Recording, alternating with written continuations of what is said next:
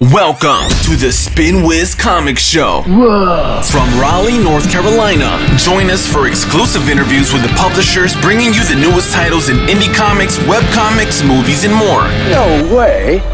And now, here's your host, Jeff Palumbo. Ladies and gentlemen, welcome to the show. God bless you. I know what you're saying already. Jeff, I didn't even know that you were still doing this. It's been so damn long.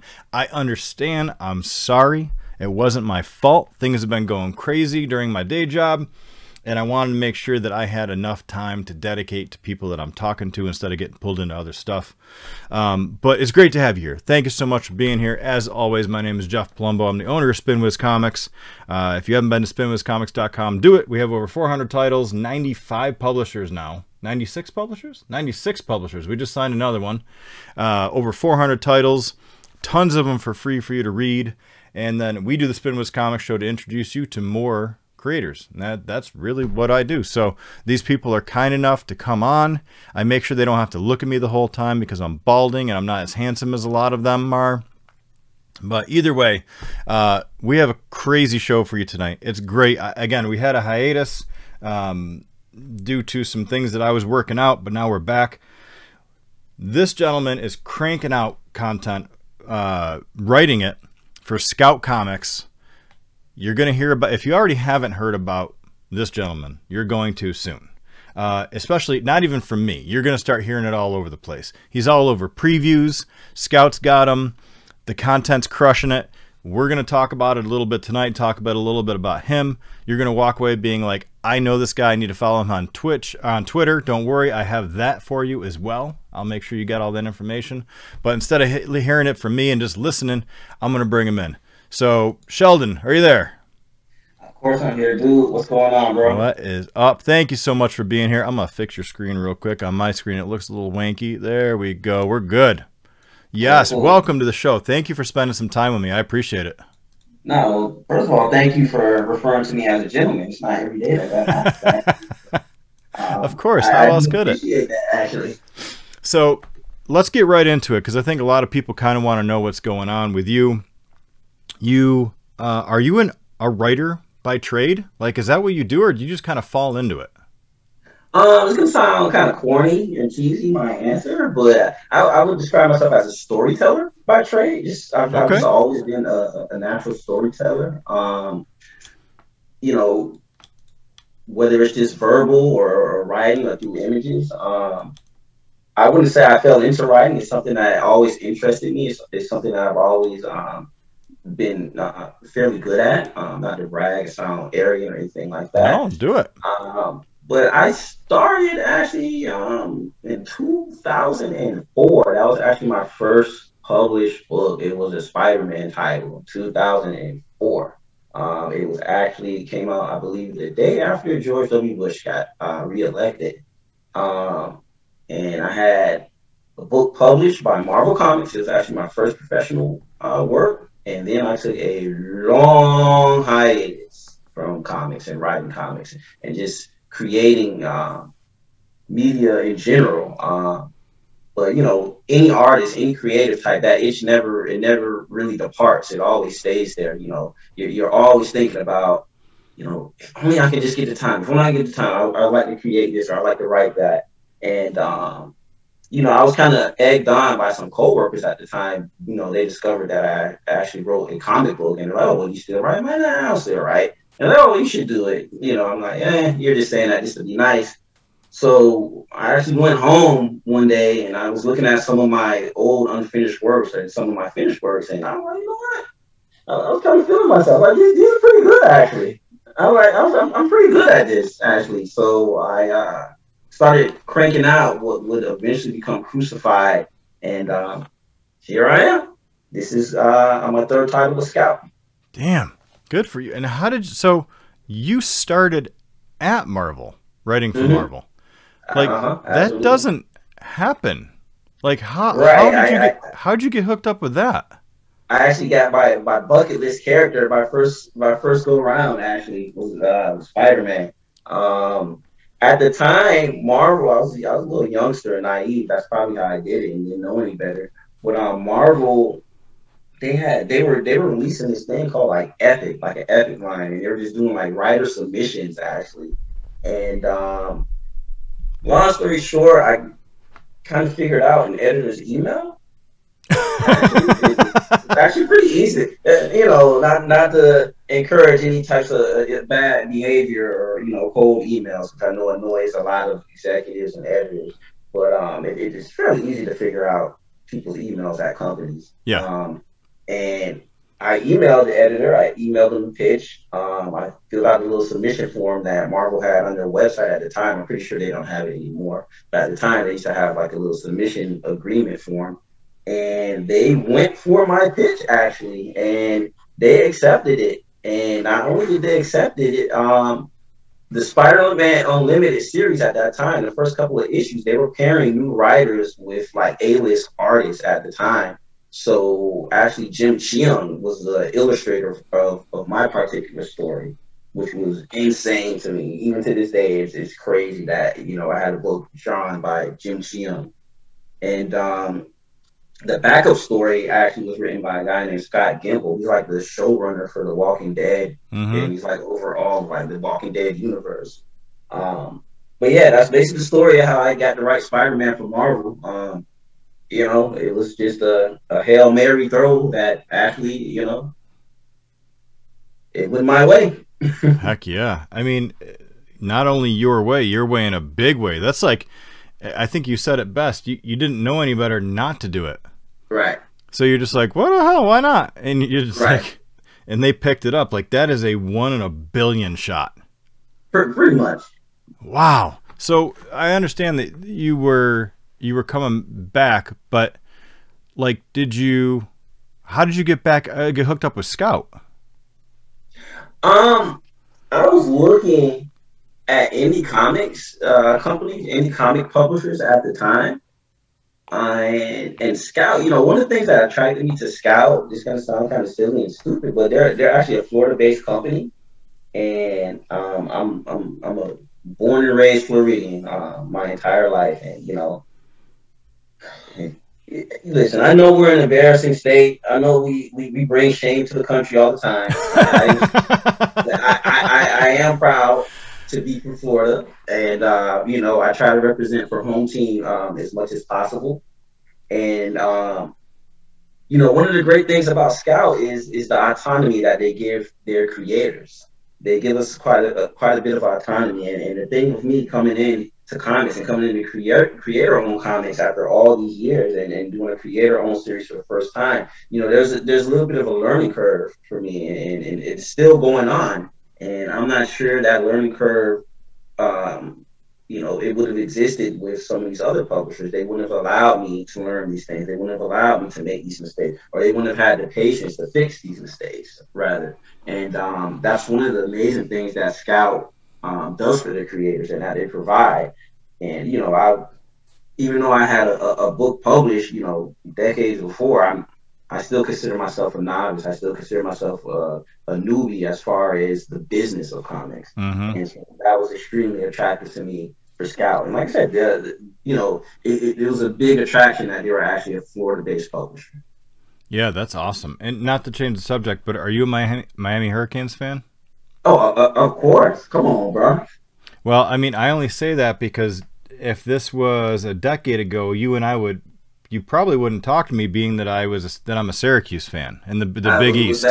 Was that McNabb's time? Yeah, McNabb was there.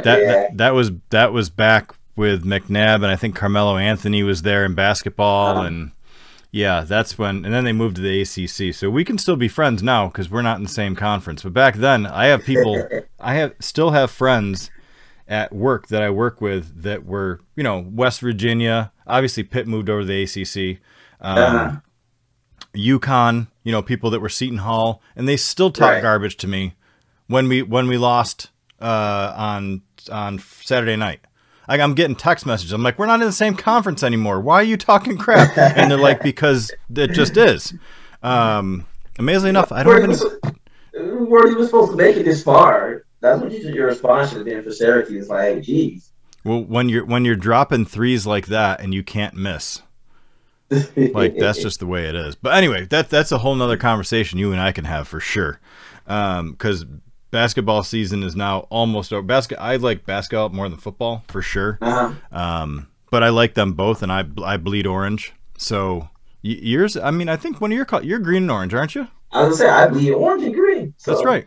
So we're close. Yeah. So growing up in Miami, did you, when you started wanting to write, was there anybody that was local that kind of got you into it? Or was it just, hey, I went to the comic book store, I was reading Marvel, I was reading DC, and all, that kind of molded you into wanting to write comics? Or was it just one of those things you're like, I can write this. Like, I got an idea, I'm going to pitch it out. I think I'm going to write it. Yeah, so like my big influence, or like my favorite creator at the time was Eric Larson. Actually, I was a huge Savage Dragon fan. I was a huge fan of his Spider-Man run before, and those early Savage Dragon issues, you'll be hard pressed to find a more perfect string of issues like those first 25 issues or so of the Savage Dragon, and that was a huge influence for me. But just kind of sort of just growing up in Miami, it's just like stories all over the place. I kind of made this comment the other day on Twitter, and not defending anybody getting political, because that's not my intent. But this story with the congressman Matt Gaetz, just captivated everybody across the country. But down here in Florida, it's like Tuesday. Mm-hmm. You know what I mean? I don't think people who don't live here can comprehend just how wild of a place it is. I know you hear all the little Florida man stories and things like that, but no, this is a pretty wild place. There's like some crazy, insane stuff that goes on here, and the stories they tell themselves. And one of the rituals I used to have, and I actually kind of miss it, especially in this digital age, was I used to love to read the paper. I used to get the Miami Herald every day. My mom used to get it. And I would just read the entire paper from front to back. And, reporters in their own way are storytellers, except for it's just fiction. And in fact, I once heard actually from a nonfiction writer, they were adapting one of his works. And it was like, we had to take out some of the stuff that actually happened in real life because it would be too unbelievable if we actually put it in a TV show. So, just those things coming together, that confluence of everything, it just added to my storytelling, that itch, so to speak, it's never left me for as long as I can remember. I just always like telling stories, even if it was just retelling the story of like a great movie or TV show that I saw that nobody else saw at the time. Mm-hmm. So it just infected me. That's awesome. Well, now that you're with Scout, you have 2 titles out right now. One is called Concrete Jungle, and the other one is called Snatched. Both are, now, one is a trade paperback. Concrete Jungle is your trade paperback. Let's start with that. I can usually just read it off of previews if you want me to. Give it the old radio voice try. All right. Or you can just tell me what it's about. What would you like? Well, I'll just go ahead and tell you what it's about. I like the radio voice. I like when you reserve that for like the intro, for like when you first start the show. So you can use that sparingly. But I have 3, actually. Well, okay, but technically I have 2 out. The third one, Snatched, drops next month or tomorrow or April 14th when April starts. But as far as Concrete Jungle goes, it's basically just a sci-fi 80s buddy cop book. It's just crazy. It's like my love letter to Miami. That's how I've always sold it.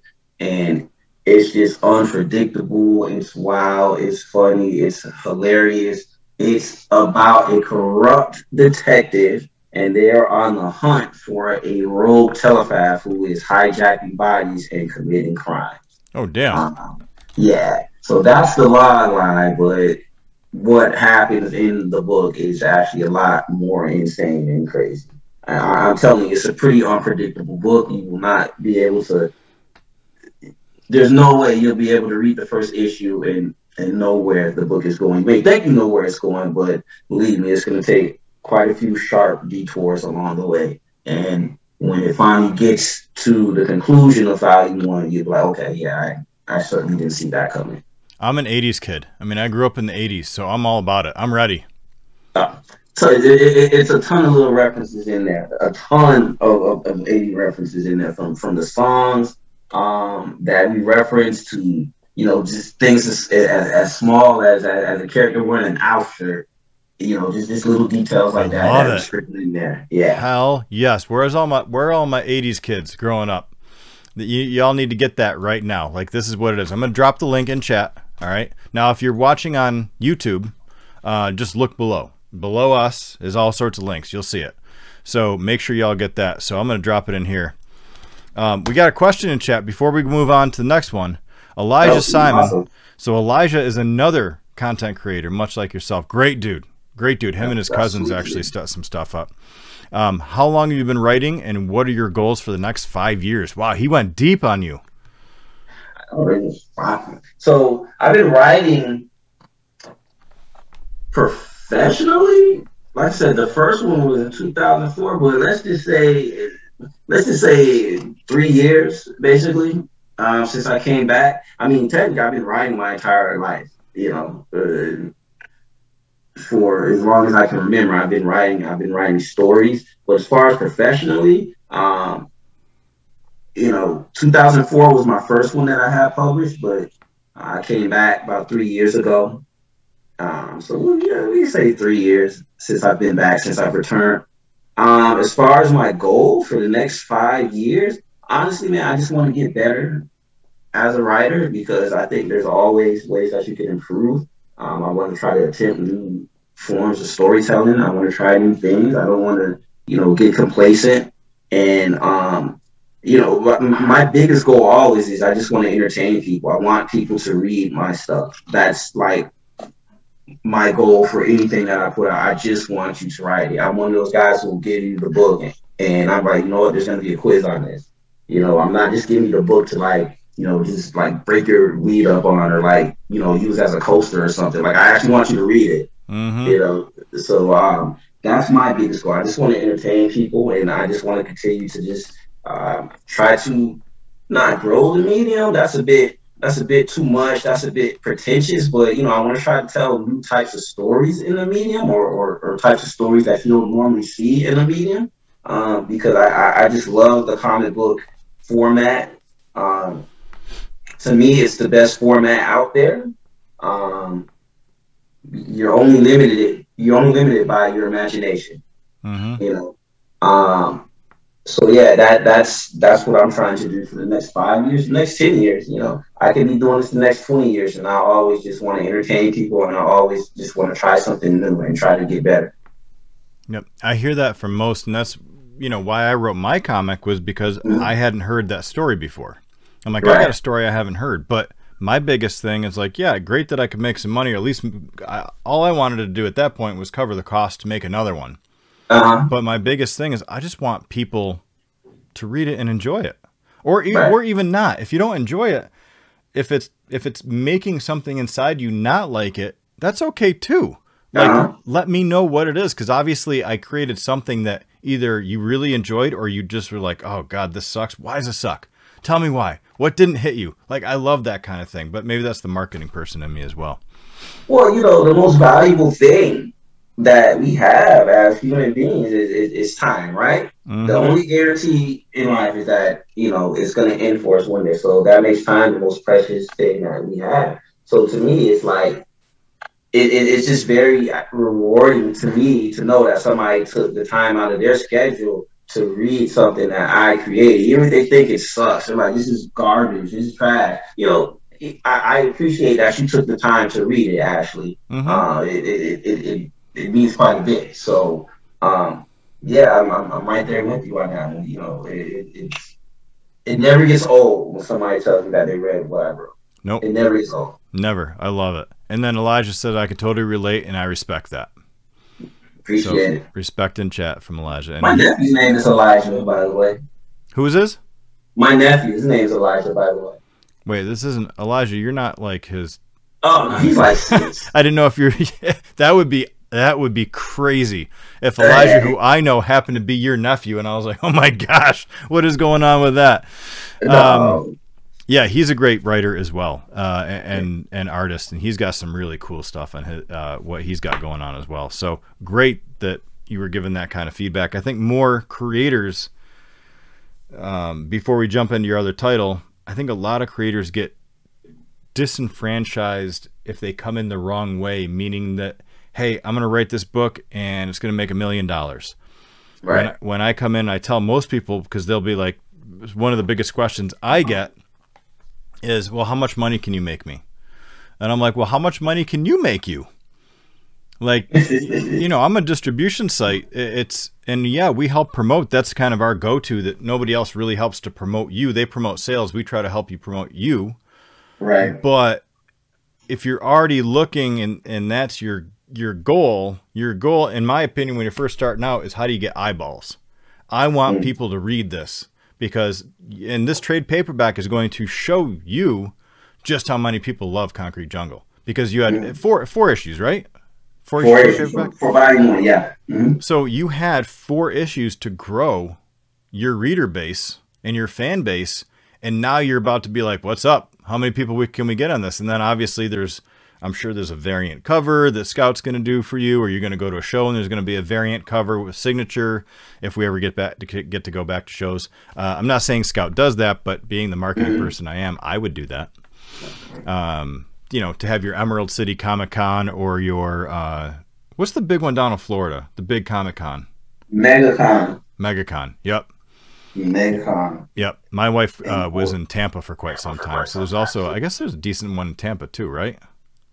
I think there's one in Tampa, but MegaCon is the one that kind of just sucks up all the oxygen and has that gravitational pull down here. Mm-hmm. Yeah, that's awesome. Well, hopefully I could do that, and hopefully things open up again and we can meet in person at MegaCon. That would be the awesome. Financial aspect, you know, I don't want to be dismissive of it, because it is a business at the end of the day. So money is important, but you know, well, we are on Facebook, so I'm just kind of reminding Mark Zuckerberg. I remember when like the social network came out. Actually written by Aaron Sorkin and Syracuse alumni. I get extra points for knowing that, right? That's right. But I remember when it came out and he finally saw the movie. You know, there was some questions about if he's going to see it or not. And he finally saw it, and he said he enjoyed it, but he said the problem that he had with it was that they made the narrative seem like, okay, he created Facebook because he was rejected by this girl and he wanted to show, you know, people that. And he said they couldn't do like a narrative where a person just created something just because they wanted to create. And I'm often reminded that when it comes to writers and artists, I think most writers and most artists, they would honestly tell you they would do what they do for free if they could. And, you know, if they could somehow, you know, maintain a living, or, you know, somebody take care of something like that, they would do it for free. So yeah, you know, the financial aspect of course is important, and you know, I want to buy. I want you to buy my books. Yes, and like, that's why we're here. Also, go buy the books. Yeah. I want you to buy my books. Let's not get it twisted. Okay, that's right. Keeping it 100. Well, you know, to me, like I said, the main thing is I want you to read it more than anything else. So, right. Yeah, definitely. I mean, it's not a free thing, but I think what I meant is there is intrinsic value in both the financial and just knowing that somebody has read it. Right. And if you get into it thinking that your only success factor is making millions of dollars, I think there's a lot of people that are going to be upset. Right. But if your main goal is I want people to love this book and I think it's great, then you're already successful. Yeah. That's more of what I meant by that. But yeah, I don't get paid until other people get paid. So I want people to buy books too. That's for sure. So let's jump into the other one because we're running out of time. I want to make sure we get to it. Snatched #1. So that's dropping in shops at the end of April. Tell us a little bit about that. Yeah, that was actually mid-April, April 14th. This one, you know, my elevator pitch for this one that I've been using just because it's kind of simple is that, you know, it's basically Breaking Bad. It's like Breaking Bad, at least, except for it's with hair weave instead of crystal meth. It's basically about the illegal hair trade, which absolutely is a real thing. I didn't really know it when I came up with the idea, but it actually is a real thing, the illegal hair trade and hair Wow. extension.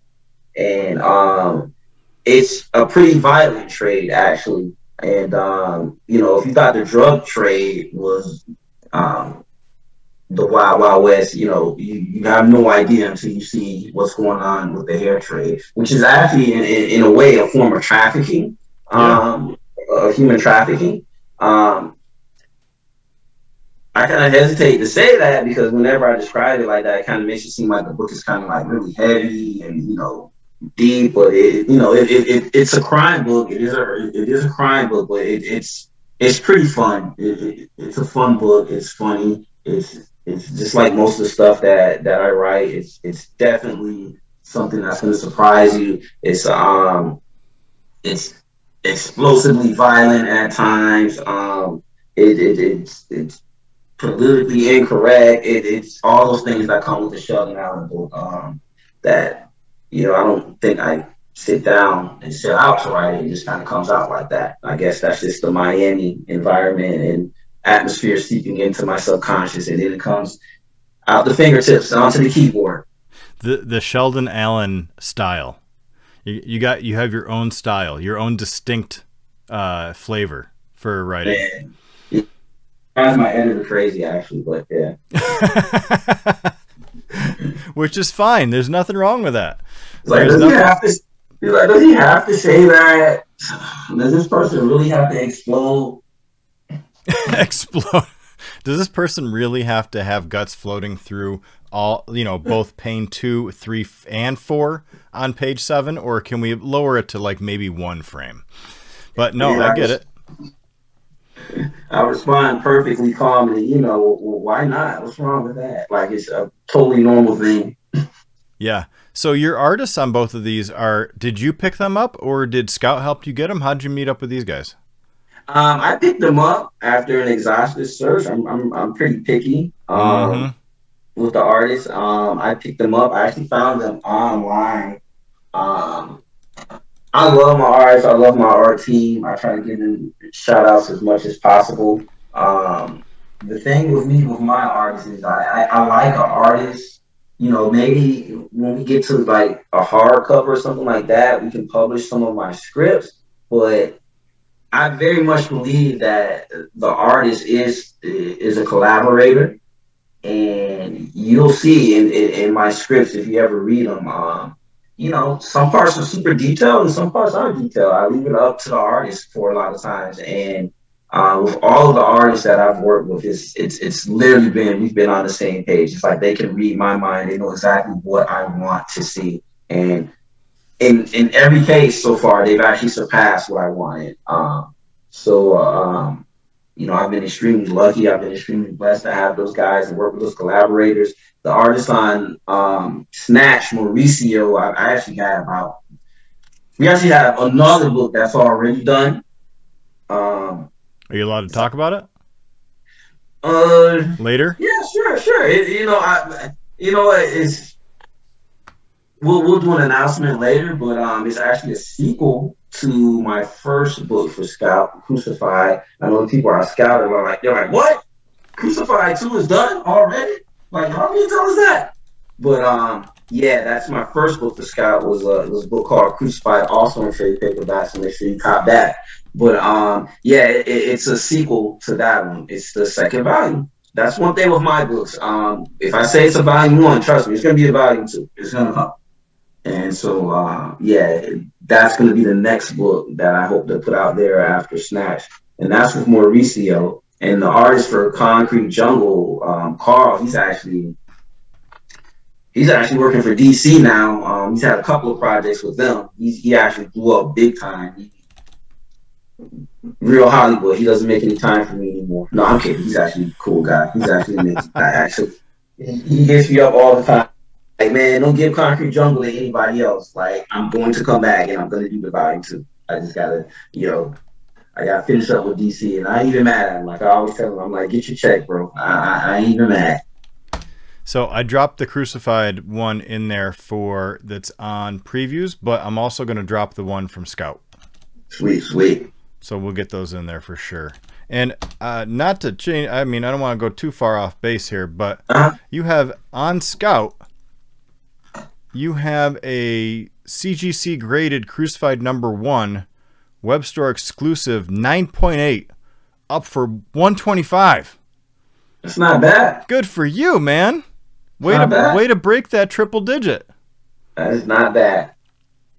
That's wonderful. And it looks like you have a graded one right next to it. So it looks like you have the web store exclusive, and then you have the other graded that's also a 9.8 for 100. I'm trying to get to that 1,000. Then the next do 10,000. It'll have to probably get sold as a property or something like that. But we'll cross that bridge when we get to it. That's awesome. That is awesome. Congratulations. Well, listen, man, we are almost out of time. Anything else you want to chat about while we're here? I mean, you got the floor. You got the spotlight and everything. No, I'm just really excited about the books that have come out with Scout, Crucified. Go ahead and cop that. I assure you, you won't be disappointed. Cop that Concrete Jungle trade paperback. You won't be disappointed, but especially Snatched #1. Go ahead and give that a shot. Give that a chance. There aren't many books like that on the market. You will not be disappointed with that one. I feel like that's a book that can be sold outside the direct market, outside of your traditional comic book readers. They can enjoy it as well, but I feel like that's a book that has broad appeal. That's a book that you're not going to see anything like it. You'll be hard pressed to find another book like it on the stands. And to me, that's really what it's all about. You want to try those new forms of storytelling. You want to see those new faces. You want to hear those new voices. And I feel like Snatched, that's it.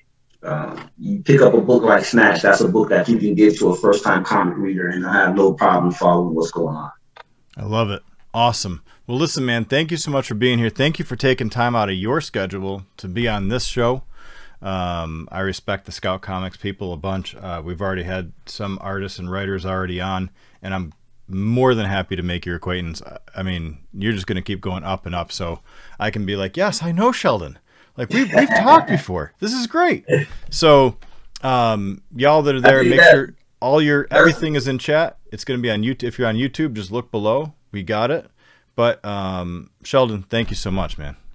Appreciate it. I think that's going to be my next Twitter handle. I know Sheldon. I know Sheldon. You should. I'm going to take it now. And at Sheldon wrote it on Twitter as well. So links are below. Make sure you check it out. Sheldon, hang on me 1 second while I sign off with everybody else. I'll be right back to you. You got it, boss. All right.